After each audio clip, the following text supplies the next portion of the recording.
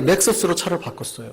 그런데 갑자기 박 대리, 이 대리가 갑자기 사업이 몰락해가지고 그냥 2천만 원짜리 한국차 소나타를 타고 다니는 거예요. 그러면 내가 만족도가 오를까요? 떨어질까요? 자, 보세요. 1억짜리 벤츠 타는 게 행복해요? 5천만 원짜리 렉서스 타는 게 행복해요? 아니죠. 어느 게 여러분의 만족도를 높이냐고요? 렉서스예요? 원래는 벤츠 타는 게 더 높아야 되잖아요. 근데 사람이라는 존재가 얼마나 가변적이고 주변 상황을 인식하냐면 차라리 저 사람들이 못한 게 더 나에게 만족이 된다는 거예요. 인간이 그런 존재라는 얘기입니다. 인간은 그러니까 변하려면 절대가치나 기준으로 사는 존재가 아니라 자기 상황이나 변화되는 것들, 욕심 가운데 막 들어오는 것들 때문에 그런 것 때문에 내 기분이 들쑥날쑥 변하는 존재라는 얘기입니다. 그런 가치관으로 사는 존재가 인간이라는 거예요. 구원받을 것 같았다가 죄 좀 열심히 내가 좀 죄 좀 짓고 실수하면 어떻게 해요? 아, 나는 구원 못 받아. 뭐 이런 생각하는 존재가 인간인 겁니다. 그러니까 내가 열심히 도를 닦아요. 매일 선을 행하고 수행을 할 때는 아, 내가 이제 구원을 받을 것 같아요. 그러니까 어느 시험 딱 들어가지고 그거 못해요. 그럼 어떻게 해요? 나는 구원 못 받아. 수행이나 선을 하는 사람들이 가지고 있는 맹점이 그겁니다. 우리는 어때요? 우리는 영원하신 진리신 하나님을 받아들이는 겁니다. 그러니까 상대적인 가치가 아니라 절대적인 가치가 들어올 때 구원 얻는다고 믿는 사람이에요. 독일에서 독일 경제학자들과 신경과학자들이 실험을 했습니다. 어떤 실험을 했냐면요. MRI 그 실험을 했는데 사람마다 그 문제를 간단한 퀴즈를 내주고 이 퀴즈를 많이 맞추는 사람에게 돈을 주기로 한 겁니다. 맞힌 개수당 돈을 주기로 했어요. 그래가지고 돈을 이제 많이 맞추잖아요. 열심히 하다 보니까 나도 30개 맞추고 이 사람도 30개 맞췄어요. 옆에 있는 같이 경쟁하는 사람이. 그랬을 때 몸의 반응을 봤어요. 몸의 세포 반응을. 그러니까 많이 맞추면 많이 맞출수록 내 몸이 활성화될까요? 떨어질까요? 활성화되겠죠. 기분이 좋아져요. 내가 돈을 많이 받을 거라는 기대감이 생기니까 몸이 막 그 세포들이 활성화가 되는 거예요. 특별히 복부 쪽의 세포들이 활성화가 됐대요. 그러니까 요거 반응을 보는 겁니다. 내가 30개 맞추고 이 사람이 30개 맞췄어요. 그랬더니 어느 수치만큼 딱 그 활성화가 됐어요. 근데 내가 20개를 맞췄어요. 그러면 받은 금액이 적을 거 아닙니까? 근데 옆 사람이 10개밖에 못 맞췄어요. 첫 번째하고 두 번째, 어디 세포가 더 활성하게 움직였을까요? 활발하게. 내가 30개를 맞췄을 때 내 몸이 활발하게 움직여야 돼요? 20개를 맞췄을 때 활발하게 움직여야 돼요? 30개를 맞췄을 때 활발하게 움직여야 되잖아요. 기분이 좋아야 된다는 뜻이에요. 근데 놀랍게도 결과가 어떻게 나왔냐면 내가 30개, 옆 사람이 30개 맞췄을 때보다 내가 20개 맞추고 옆 사람이 10개 맞췄을 때 훨씬 만족해 하더라는 거예요. 인간이 어떤 존재인지 아시겠습니까? 인간은요, 세상에 가변되는 가치 속에서의 존재감, 만족을 느끼는 사람이에요. 그러니까 내가 누군가가 비교되고 내가 더 높아지고 교만해지고 내가 좀 드러나고 이런 것 속에 만족을 느끼는 존재가 인간이라는 겁니다. 그래서 이 결과가 얼마나 중요했는지 사이언스지에 실렸어요. 인간은 이런 존재입니다. 인간은 절대적인 가치나 존재로 사는 존재가 아니라 이 땅의 가치, 상대적인 가치, 변화되는 가치에 만족을 느끼는 사람들이에요. 쉽게 말하면 욕망의 가치로 사는 거예요. 그래서 성경이 딱 정확하게 인간을 표현했어요. 인간은 뭐와 같다고요? 풀과 같다고요. 어느새 이제 시들어버릴 존재, 어느새 사라져버릴 존재와 똑같아요. 그러니 이 인간이 어떻게 해요? 결국에는 점차 죽음의 길로 가잖아요. 우리가 변하지 않으면 영생을 얻죠. 생명을 계속 연장시킨다는 얘기예요. 근데 우리는 어떻게 해요? 변하는 존재니까 결국 죽음을 향해서 갈 수밖에 없는 존재가 된다라는 겁니다.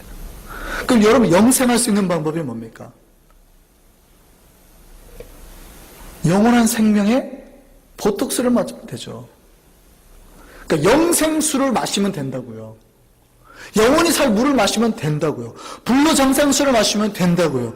그분이 누구예요? 성경에 가르쳐주고 있잖아요. 예수와 사마리아 여인하고 만났어요. 이 물 먹으면 죽겠지만 내가 주는 물을 마시는 자는 영원히 목마르지 않고 살 것이라 그러잖아요. 그 물이 뭡니까? 말씀이신 예수 그리스도입니다. 그래서 성경은 말씀의 가치를 가르치고 있어요. 말씀은 변하는 거예요? 안 변하는 거예요? 안 변하는 거예요. 말씀은 안 변하는 거예요. 그래서 이 말씀을 붙들고 사는 존재가 사는 겁니다. 영원하신 말씀이신 예수 그리스도를 마시고 예수 그리스도를 먹으면 사는 겁니다. 그런데 세상의 가치, 변하는 가치를 자꾸 먹고 사는 인간은 죽을 수밖에 없다라는 거예요. 이사야는 그래서 똑같이 말합니다. 오늘 이사야 볼까요? 이사야서 28장 한번 보겠습니다. 오늘 본문을 한번 10절에서 13절까지 한번 같이 한번 교대로 한번 교독하겠습니다. 대적 경계에 경계를 더하여 경계에 경계를 더하며 교훈에 교훈을 더하며 교훈에 교훈을 더하되 여기서도 조금 저기서도 조금 하는구나 하는도다.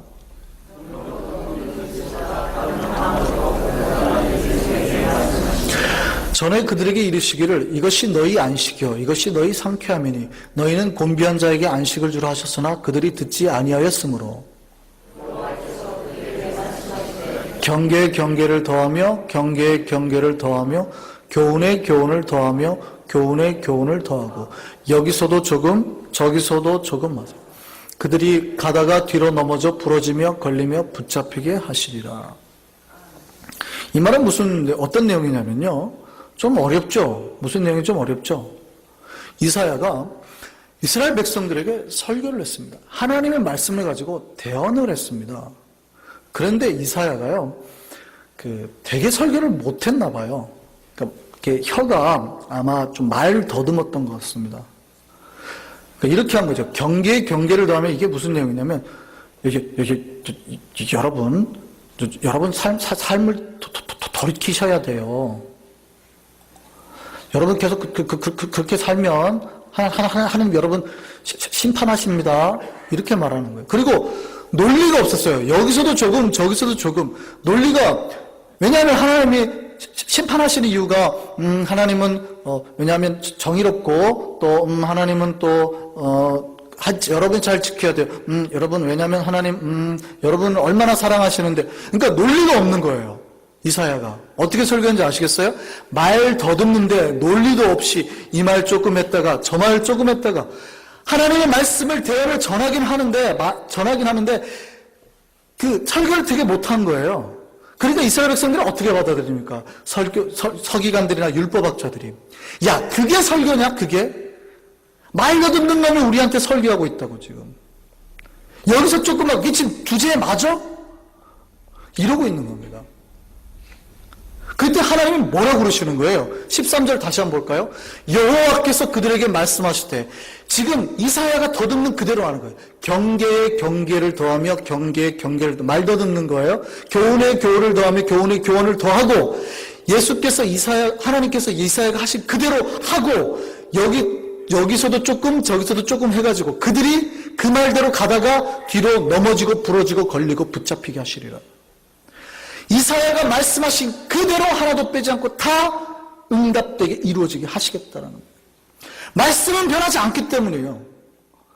말씀은 영원하신 것이기 때문에 말씀을 하면 구원 얻는 것이 하나님의 계시가 일어나는 것이기 때문입니다. 인간들은 생각합니다. 사람이 조금 모습이 변하니까 진리까지도 변할 수 있다고 생각하는 거예요. 근데 하나님은 그 진리를 변치 아니하시는 겁니다. 왜냐하면 내가 너희를 사랑한다고 해서 너희를 구원한다 그러면 구원해 내시는 거예요. 하나님이 상대적인 가치를 가지고 내가 너를 구원할 거야? 그래놓고 아니야 갑자기 내 마음이 바뀌었어. 그러세요? 하나님은 절대 그러지 않으신다고요. 왜냐하면 하나님은 절대적인 가치로 사시는 분이시니까. 변치 않는 가치로 사시는 분이시니까. 구원 얻는 백성은요 어떤 가치로 사는 사람입니까? 세상의 가치, 상대적인 가치, 내가 돈이 좀 있으면 만족하고 없으면 불행하고 이런 가치로 사는 존재입니까? 아니라는 얘기입니다. 우리는 비록 내 삶의 변화는, 내 삶의 문제는 여전해요. 어쩌면 나에게 병도 오고 근심도 올지 모릅니다. 그러나 여러분 안에 영원한 가치, 말씀이 가득 차면 여러분 그 안에서 만족할 수 있어야 된다는 얘기입니다. 크리스찬은 그 가치로 사는 존재라는 얘기입니다. 그래서 우리가 오늘 찬양했잖아요. 무슨 찬양했어요? 오늘 우리 찬양했는데 무슨 찬양했습니까? 찬송가 우리 438장 뭐라고 그랬어요? 3절 보세요. 높은 산이 거친들이 초막이나 궁궐이나 내 주 예수 모신 것이 그 어디나 하늘나라. 내가 초막에 살든 궁궐에 살든 내 안에는 이미 천국이 임했다라는 겁니다. 왜냐하면 나는 절대적인 가치를 사니까.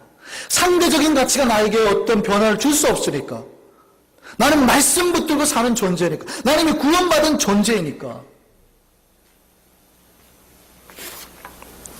우리는 그런 사람이라는 겁니다. 세상에 살 때는 어떻습니까? 돈을 보죠. 집도 보죠. 그리고 다른 집, 큰 집 갔다 오면 화장실 2개, 3개인 집 갔다 오면 화가 납니다. 그런 예수 믿는 사람은 어때요?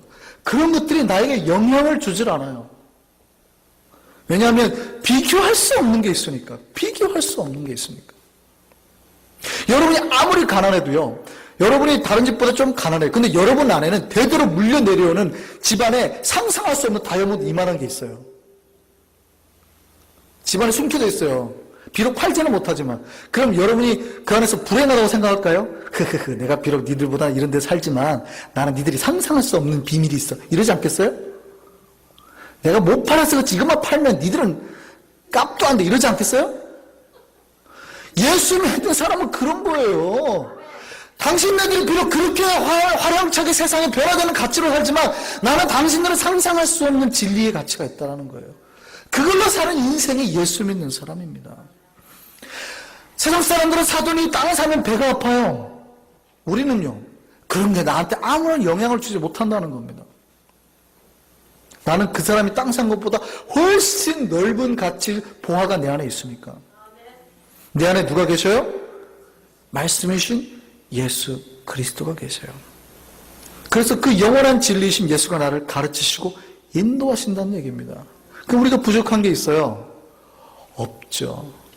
그렇기 때문에 우리에게 부족한 게 없습니다. 내 삶을 돌아보면 부족한 게 많죠. 이것도 있어야 되고 저것도 있어야 되고요. 그러나요, 영원한 하나님이신 진리이신 예수를 바라보면요, 없다는 얘기입니다. 우리는 말씀이신 예수 그리스도, 흔들리지 않은 가치로 살기를 바랍니다. 그 영원하신 진리와 가치를 주기 위해서 예수께서 이 땅에 오셨다고요. 우리가 또 그 대강절을 그 소망 가운데 기다린다고요. 오직 말씀만을 붙들고 말씀 안에서 복 주시는 하나님을 경험하며 살 수 있는 우리가 되기를 바랍니다. 이 대강절 첫 주 말씀하시고 역사하시는 그 하나님이 여러분 안에 그렇게 소망으로 자리하기를 원합니다. 영원한 진리로 자리하기를 원합니다. 최고의 구원과 복으로 함께하기를 바랍니다. 그 복을 경험하는 대강절이 되는 저와 여러분 되기를 간절히 바랍니다. 기도하겠습니다.